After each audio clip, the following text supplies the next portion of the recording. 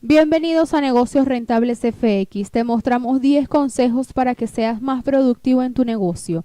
En nuestra página web Negocios Rentables FX, sección Estrategia, podrás ampliar con detalle consejos para que seas más productivo en tu negocio.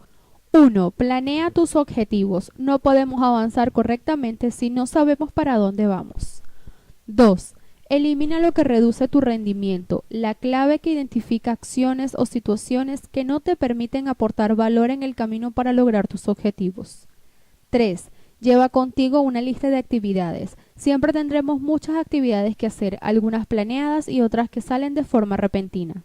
4. Aprovecha el tiempo. Lograr ser una persona productiva implica usar cada parte de nuestro día en actividades que nos permitan acercarnos cada vez más a nuestros objetivos. 5.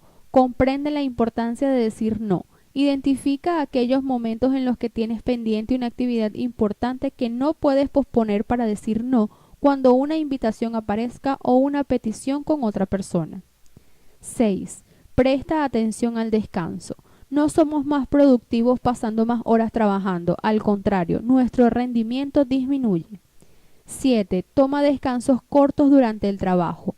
Despierta la mente de las actividades que estamos realizando. Es una técnica y un momento necesario durante nuestras sesiones de trabajo.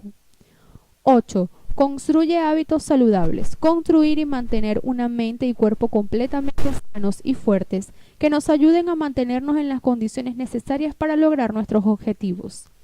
9. Evita el perfeccionismo. Existe una línea importante entre ser perfeccionistas y procurar hacer nuestras actividades con una buena calidad.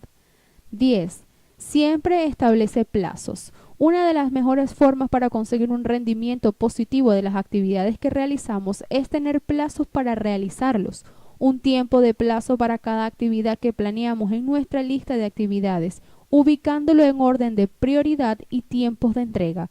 Para ver con detalle 10 consejos para ser más productivos en tu negocio, visita negociosrentablesfx.com, sección Estrategias.